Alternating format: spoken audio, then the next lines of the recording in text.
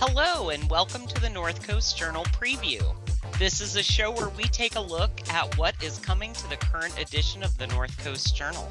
I am your host, Tanya Schrum, and we are joined by North Coast Journal's news editor, Thad Greenson, and arts and features editor, Jennifer Fumiko Cahill. Welcome to you both. Hope you're having a lovely week. So lovely. So far, so good. How about you? I am doing great. And I'm very excited about this week's North Coast Journal. I think that Jennifer is going to discuss what's coming to the cover, and we'll get started. It is, once again, the pet issue, which is to say it is our now annual NCJ Pet Photo Contest, which is maybe, I don't know, is it more brutal than Best of in terms of competition? Is it more intense? Are we more invested? Maybe. We have pet pictures and lots of them. I'm sorry. Now and then in the business of making news and covering the good, the bad, and the ugly in this county, I think it's important to stop and look at cat photos. I agree. Yeah, it's also good advice for when you are doom scrolling. You gotta, I have curated my feed so that about every 18 posts, there's somebody's cat or some kind of, rodent or something to cheer me up. I know Thad likes a baby donkey. So I always need a little bit of goat yoga mixed in there. Exactly. And what's so great is that our readers have once again gone nuts and sent us a zillion photos of their animals. And luckily we have 15 categories upon which the public has voted to choose things like, itty bitty animals, favorite itty bitty photograph, most human, animals with jobs. I feel like some of these aren't jobs. I support a kitten who wants to sleep on my keyboard, but I don't know if it's a job. But anyway, or if it is a job, I would like to apply for that job. There are some really great photos. It's a really sweet kind of community thing where, we love our animals, and a lot of times they're on local beaches or, just being silly, and it's a lovely breather and a lovely kind of look into the personalities around our county. So it's a nice little break. I definitely enjoy anything that's going to be pet centric for the community, especially as a break from all of the heavy hitting news that we are forced to process and digest. Yeah, don't worry. There's still plenty of hate and sadness somewhere in the issue if you look around. But there's also something exciting in this issue. Look at Tanya. Look at the face. Those of you at home who may not know, those of you listening may not know that Tanya has a secret other life. When she is not on Access with us or on KZZH with us, she is teaching people about animal care and veterinary stuff because she is a secret undercover vet tech or retired vet tech. Is that right? I am now retired from being on the floor, unless somebody needs an emergency shift here and there. And she has really helped us out this week by coming through with an article that, honestly, whether you are a new pet owner in Humboldt County or you're on your dozenth animal in your menagerie, it's a really good read about, it's titled Thriving with Your Furry Friends in Humboldt County. And I had asked you about, what kind of things would you want to tell people and about, having pets in Humboldt, and what came to your mind first? Because you cover a lot of stuff in this story. I think that primarily, especially given our rural area, I thought it was very important. And with so many people flocking to this area, flocking away from this area, I wanted people to be aware of what services they can hope to find up here and how to plan ahead so that their pet health care is as regimented as they're trying to find their human access to specialists and care in this county. It can be challenging, and above all, I wanted to be able to give them that information and maybe plant the seeds of a little bit of empathy when they hit a brick wall. Yeah, that's true. I think you pointed out that people, the people you come across as you're seeking veterinary care, it's not that they don't care, it's that they're crazy, crazy busy and overwhelmed, which feels like a lot of services here in Humboldt County. Absolutely. I was really surprised because I am not a Humboldt pet owner. I was really surprised to see how much, like that moment where you're like, what's in your mouth?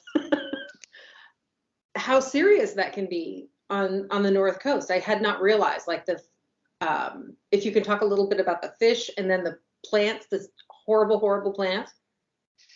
It is, some of the unique dangers to this area is, of course, when you have a dog and you want to go explore in the summertime, there are things to avoid. And I bring up in the article such as blue-green algae in all of the inland areas and even coming to the lagoons.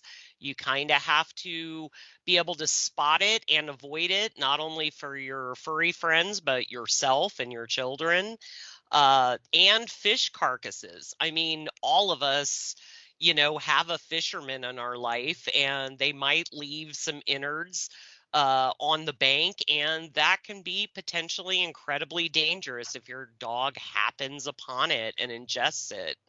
I'm now newly worried about Mike Kelly. His washed up column. He's playing with a lot of dead stuff. I'm just gonna send him a note after this. I'm sure he knows to wash his hands. I would hope so. I think you called it the seeds of Satan.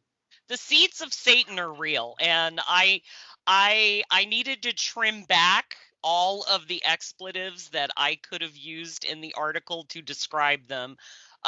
When I lived here the first time, it was not a concern. They had not flourished, they had not taken over, but foxtails are real, and it sends a shiver down the spine of anybody in veterinary medicine that is in any area where they are endemic. And it's always a funny thing between East Coast, West Coast veterinary providers that, on the East Coast, we don't deal with that. But whoever carried them up here on their shoe gets a lump of coal forever in their stocking, because they are just so difficult to avoid, and they can be so treacherous to deal with if not properly attended to quickly. I mean, one foxtail up the nose can be a lung lobectomy, and who's got time or money for that? And certainly you would most likely have to travel out of county if that were the case, because we just don't have those specialty surgeons up here. So it's just a lot. I really wanted to focus in on things that maybe people don't consider when they move up here with for example, their exotic pet. There's very limited access to veterinarians that are going to be able to see that animal. And I just wanted people to kind of have a fun overview of some of that information that hopefully leads to all of the animals having better care and better informed companions in their people. Thank you so much for this. I really appreciate it. And I'm looking forward to more down the road. It was an honor, and like I said, anything that you want me to crack my teeth on, I'm gonna get the chompers out. Now you're in for it. Any final thoughts on this feature before we move over to the news? I just want everybody to give that one a read, and because there might be some stuff you didn't know or stuff that you might want to remind somebody else about. I imagine that this is probably a good one to share with folks, and as a little like a primer on pet care in Humboldt. But also, don't get too bogged down with the foxtail. If you get stressed out, just flip back and look at some more kitten pictures. You're going to be all right. You are going to be all right. And I encourage everybody, even though this is very self-promoting, to go pick up this week's edition of the North Coast Journal and read the entire article. Thank you, Jennifer. Thank you so much for my debut. And with that, we're going to turn to some news. Hopefully, we'll have a chance right at the end to button it with the other article this week. But Thad, would you fill us in on some of the news coming to this week's journal? Yeah, Tanya. So a couple stories this week, both continuing reporting on ongoing issues here on the North Coast. One unquestionably good, and the other a bit more complicated. So caught up with the folks at overseeing Klamath Dam Renewal this week, the Klamath River Renewal Corporation, which is the nonprofit kind of created to take over control of the dams and decommissioning. And they hit another exciting milestone recently, and that is the full drawdown of the reservoirs that were behind three of the dams on the Lower Klamath River. And so they needed to draw down those reservoirs during the winter months, kind of when the river is at its highest natural flows. And the idea there is that just millions of cubic yards of sediment that have been trapped behind those dams for more than a century now give that the best chance of kind of washing out to sea as it kind of naturally would, obviously not this much all at once. So the hope is that that those kind of higher flows will flush all that water, all that sediment out with the river's natural flow. But what's really exciting about this time period is that for the first time, and again in more than a century, the reservoir footprints behind these dams are now in the open air. They're not covered with water. And so two things with that. One is we're seeing the river kind of find its historic channel through this reservoir again. And so really kind of carving its way, which is neat to see. And then the other big thing is the restoration efforts that are then happening in what are really kind of now mud flats, covered with sediment that have been, covered with water for decades and decades now. And so this massive replanting effort is underway. So primarily through a team with the Yurok Tribes Biology Department. Since 2018, folks have been collecting native seeds from that are kind of natural to the area, and then embarked on this huge propagation effort. So they turned, I think it was like 18 million seeds into 17 to 20 billion with a B that have been in storage now, and now they're getting to planting these. So they have various seed mixes they're planting on in different places based on different soil composition. And the idea is, on kind of two fronts. They want to get the seed down as quickly as possible because these reservoir footprints are currently wet, and so they want to get the seed down to germinate before they really start drying out in the getting into the spring and summer months. And they also want these plants to kind of take hold as quickly as possible for erosion control, to keep all that sediment next time it rains from washing back into the river channel.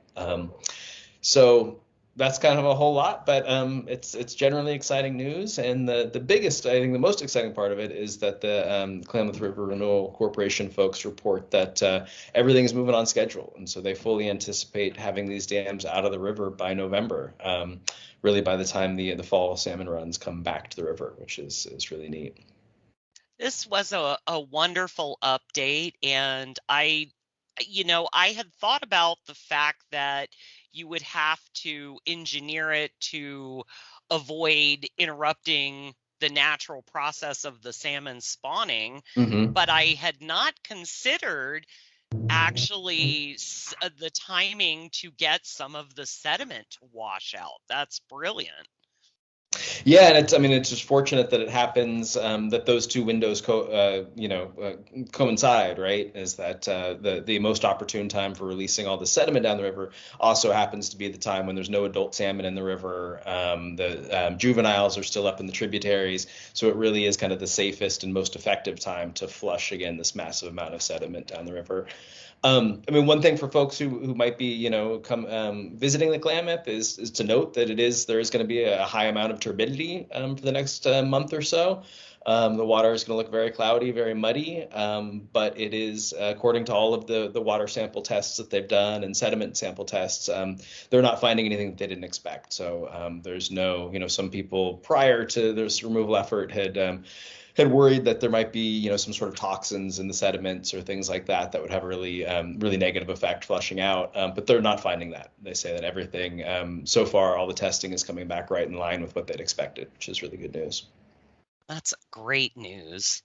Thank you for that story, Thad. And then Absolutely. The other follow-up story.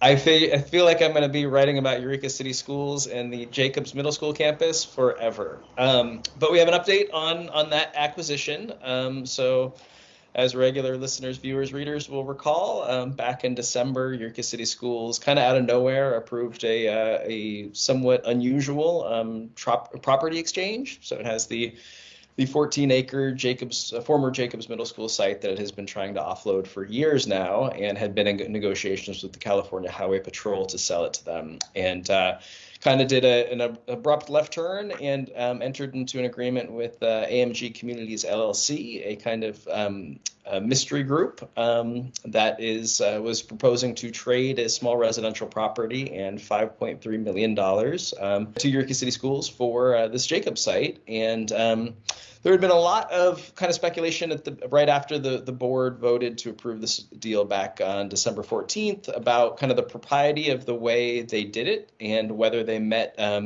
kind of basic open meeting laws from the state of California, the Ralph M. Brown Act, and whether they should have kind of released a draft of the resolution, a property exchange resolution, prior to the meeting for public review. And what we found at the time was that most experts said that probably what they did wasn't best practices as far as transparency, that there was no rush. They could have waited a couple days and given the public a look at this thing before they voted on it, but it probably didn't violate the letter of the Brown Act. So that's what we understood at the time. We reached out to some additional experts, and we found that while that's probably true, that at least two experts we talked to feel that the district absolutely did meet or failed to meet minimum notification requirements when it came to how they put this item on the agenda. And so it gets really technical of what's required by the Ralph M. Brown Act, but the basic premise of it is you should be able to pick up a government agenda or a government agency agenda, I'm sorry, and get an idea of what they're going to be talking about and gauge whether you have, information you want to share with that entity that's pertinent, whether you want to show up to kind of share your views. And so when agencies, city councils, school districts, and the like issue agendas, there's kind of a minimum amount of information they're supposed to include on those. And it's in the case of public land that's being sold or acquired, they require that the agency lists the actual physical address or the parcel number of the property. And the idea there, again, is just that if somebody lives next door or has a vested interest in a certain property, they should know exactly what property is going to be up for discussion. And so when Eureka City Schools put together the agenda for this meeting, they noted that it was real property negotiations, but only listed the Jacobs Middle School site. And one of the experts that we talked to said, well, that was improper. That in this case, because the district was now considering a property exchange, they were not just looking to dispose of a property, the Jacobs site, but they were also looking to acquire a property, which is this small residential property on I Street. And so the law, says that they need to put that in the agenda too. Maybe somebody lives next to that I Street property who doesn't care much about the Jacobs property, but cares a lot about the I Street property and would have showed up to weigh in had it been agendas like that. And so Again, these two experts feel like the city violated the Brown Act. I'm sorry, what I meant to say was Eureka City Schools, not the city of Eureka. There's a process when public agencies do this, and basically any member of the community, any interested person in the legal parlance, can send what's called a cure and correct demand and to the school district. And what that does basically is it gives the district, I think it's 14 days to consider the request, to consider the law, and then either admit that it made a mistake, and usually that results in kind of a do-over. They re-agendize the matter and re-vote on it. Or they can say that no, they don't see a violation, in which case the person then has the choice to go, take the matter to court, basically, to get a judicial determination on whether the governing body, in this case the school district board, acted within the law or not. And I guess as everybody that has been following this article, this news knows, I guess none of us should be surprised that it maybe wasn't done completely on the up and up. I think what this really says is that this thing seems to have been done in a tremendous rush, and that doesn't make a ton of sense why that would have been necessary. Usually, in my experience, usually when agencies kind of commit these kind of noticing violations, more often than not, it's a mistake of haste rather than really being nefarious about it. It's hard for me to imagine that if they had placed the I Street property on the agenda, that would have caused some tremendous uproar or something that would have changed the trajectory of this whole thing. I think it, most likely was just sloppy. But who knows? But maybe with the shroud of mystery, it all starts to feel a little weird when then, this was hastily passed through. I love a shroud. It's actually another, data point in, as you said, just a lack of transparency around this whole agreement and the way it came to be. Well, thank you, Thad, for continuing to keep us up to date on this unfolding saga that is this property. There will be more, I have no doubt. There will be more. And if we have just a quick moment, I'd like to switch back to Jennifer just to quickly update us on the Cozy Cafe article. Yes, which would be a great place to wear your shroud of mystery. The Magical Cozy Winter Cafes, another new voice in our paper, Erica Davey. You may know Erica Davey from her cookies. She of the former Bandit Bakery, sweet, savory and sweet. My favorite chocolate chip cookie in Humboldt County. That's Sorry, a bold Mom. Statement. Yeah. Anyway, she has written up something that she knows a lot about, top to bottom, and that is places to have coffee and be cozy in the last weeks of winter. Somewhere out there, people are already baying for spring and summer. Not Erica Davey. She is here for winter and winter cozying. And she's picked out a couple of her favorite, or 3 or 4 of her favorite places to go. And one thing that I really liked that she brought up was the Sanctuary in Arcata has something called the Ambient Cafe that they do like once a month on the 4th Tuesday. And you can go there and there's someone playing ambient music and everybody's just sort of chilling, relaxing. You can work on an art project, you can write, you can do whatever, or you can just hang out. And there's, food and drink for sale, etc. And you can get coffee and whatnot. But what I like is that she pointed out that she's an artist, and she was saying, as an artist, I am always looking for places to go where I can draw or write without feeling self-consciously like an artist sitting in a cafe creating art. And I'm like, oh yeah, there's nothing worse than pulling out your notebook in a cafe, putting on your beret and your curly mustache. Yeah, so she has some really great suggestions, places that maybe you've gone a lot but haven't gone to recently, or a new way to enjoy a place. So take a look at it and find some place to cozy up. It's the perfect weather for it. A wonderful read. And That wraps up our time for this week. The current edition of the North Coast Journal is available on newsstands now. Pick up your copy today, or of course you can find it at northcoastjournal.com. I am Tanya Schrum. Thanks for being with us and staying informed and supportive of our North Coast community. Thanks, everyone.